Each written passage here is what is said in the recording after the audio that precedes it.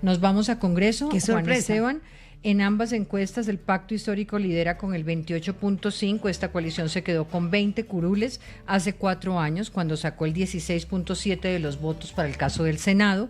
Centro Democrático sería la segunda fuerza con una intención de voto entre el 17 y el 21. Para Atlas la tercera fuerza sería Salvación Nacional, que tiene el 7%.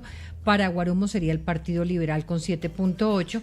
Las encuestas plantearían cómo el conservador U y Cambio perderían curules, mientras en Guarumo Verde Oxígeno tendría 3.6%. Así que ahí va, Juan Esteban, su pregunta.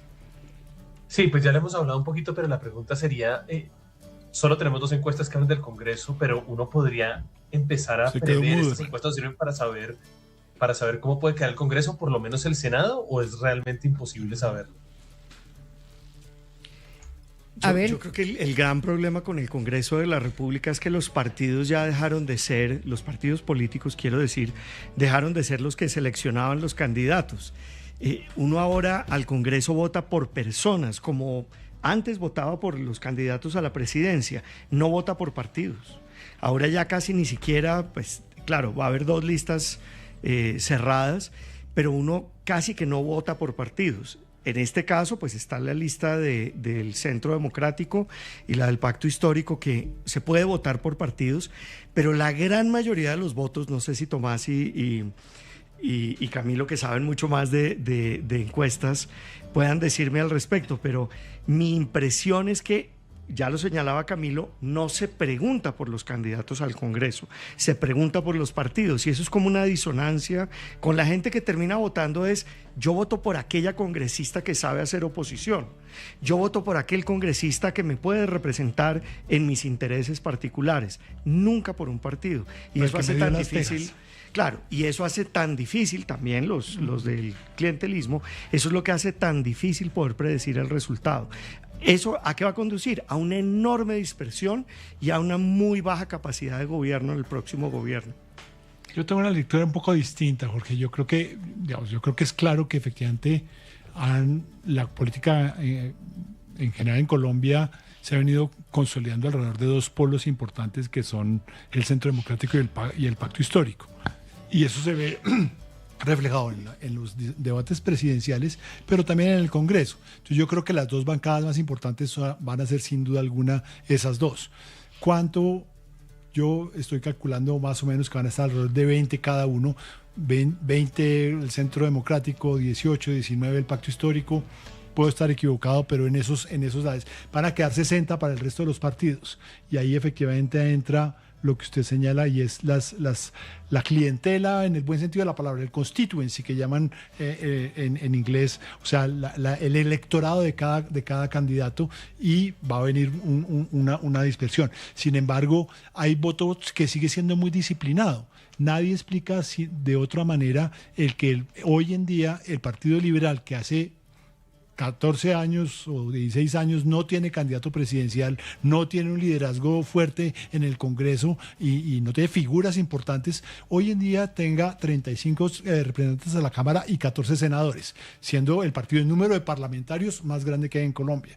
Entonces, y lo mismo pasa con el Partido Conservador, con el mismo análisis: 0 liderazgos, 0 candidatos presidenciales, y sin embargo sigue siendo el partido tradicional, otro partido tradicional con gran presencia en el Congreso. Entonces, por eso es que yo insisto en que el Congreso es una lectura que es totalmente distinta, porque los feudos electorales, los electorados de cada segmento, y la clientela y la maquinaria tienen un peso desproporcionado que, así Tomás me siga discutiendo, no reflejan en las encuestas. Claro que es muy difícil. Incluso creo que debe haber mucha más gente que todavía no sabe por quién va a votar al Congreso. Si no saben por quién van a votar en la consulta de la oposición, digamos, si dicen voy a votar en la consulta de la oposición, pero todavía no sé por quién voy a votar. Claro. Ahora decidir el Congreso es mucho más difícil, y no sé, ya termino, pero no creo que nunca las encuestas han acertado con los números de Congreso. No, una cosa chiquitica, perdón. El verdadero test, lo que va a ser interesante, lo que yo voy a mirar en particular en las elecciones a Congreso, es cómo le va a Salvación Nacional. porque si es cierto que Abelardo de la Espriella tiene tanto arraigo, tiene tanta atracción como candidato presidencial y él ha hecho campaña insistentemente para que voten por las listas de Salvación Nacional, si Salvación Nacional, que no pasó el umbral, la vez pasada, pasa el umbral y saca 4 o 5 senadores, eso demostrará la fuerza de Abelardo de la Espriella. Pero además comunicacionalmente ha hecho el tigre. Yo no sé si la gente se acuerde de Salvación Nacional. Ni ha mencionado Salvación. Claro. No, él sí ha hecho campaña para Salvación. En el cierre dijo, en el cierre de campaña dijo, pero es el tigre. Pero ese es el único test serio para Abelardo. Sí. Y yo creo que va a alterar lo que hablábamos hace un momento, la viabilidad de cada candidato se va a ver por los resultados que saquen ellos mismos, los que están jugando a las consultas, y los votos que saque el Pacto Histórico para Cepeda y Salvación Nacional para de la Espriella. Tomás. Yo creo que el punto de Jorge y el punto de Clara son absolutamente claros. Esto es una elección que es mucho más compleja, esto es una elección en que es más difícil encuestar y preguntar porque la gente no sabe todavía por quién va a votar y eso lo hace complejo. Pero si uno mira lo que las encuestas que preguntaron, sobre todo la de Guarumo, la última que preguntó, entre el Centro Democrático y el Pacto Histórico tendríamos más de la mitad del Congreso.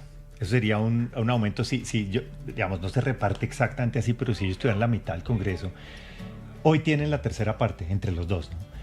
Pero si se repartiera así, eso quiere decir que la coalición que prime en el Congreso la va a armar los partidos que no están en esos dos extremos. Y eso lo que quiere decir es que va a depender de cómo quien sea el próximo presidente, de su capacidad de negociar y armar una coalición. Este gobierno al principio arrancó con mayorías en la Cámara y en el Senado y luego decidió desbaratar la coalición por la reforma de salud. Y lo que hemos visto en el Congreso en los últimos 2 años prácticamente ha sido un Congreso que no le está caminando a la agenda del gobierno. Entonces, creo que más allá de los extremos tenía esa pregunta para ver si le entiendo.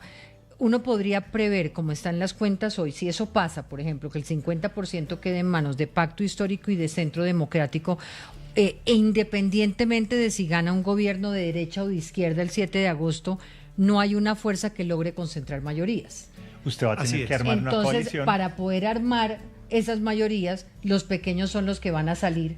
O sea, los que queden. Y los partidos que siempre se alinean con los partidos presidencialistas. O sea, el Partido Liberal, el Partido de la U, el Partido Conservador son partidos presidencialistas. Entonces, una vez que llegue el presidente de la República, la primera vez en que se dividirían en dos la polarización total, ¿no? Ahí sí, a nivel de Congreso. Pero yo creo que gana siempre el gobierno.